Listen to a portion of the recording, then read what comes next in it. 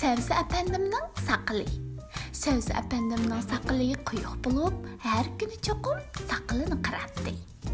Uning ko'zi yaqinni ko'rolmaydigan bo'lg'achqa, bir kuni saqal olganda, o'ngining o'ng tarafidagi bir tal saqal qirilmay qoldi.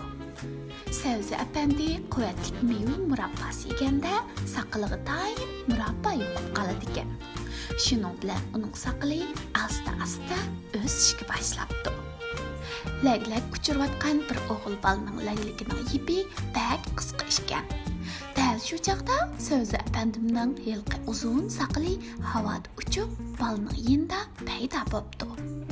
O'g'il bola qaytisida saqaldan kesib, lagligining yipiga ulabdi.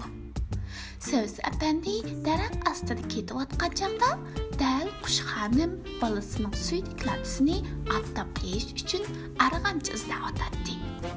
Qushxonim qo'lini uzatibla Savzi apandimning saqaldan chaqqonlik bilan kesib olib, ikki shaq arsiga bog'labdi.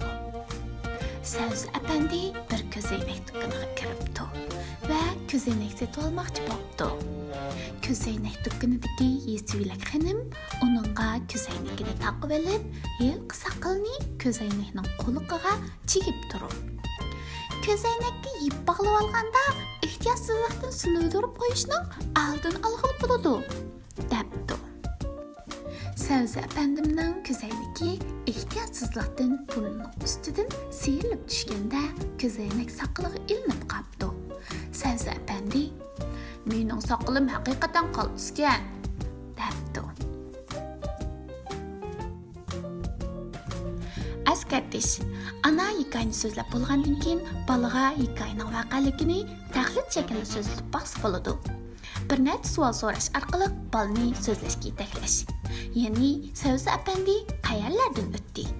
Kimlar uning saqalini nima ish qilishga ishlatdi? Bolani ta'til tasavvur qilishga yetaklab, mukammalroq bog'lanishliq so'zchimlar bilan o'z tasavvuriga tayinib hikoyani bayon qildirsa bo'ladi.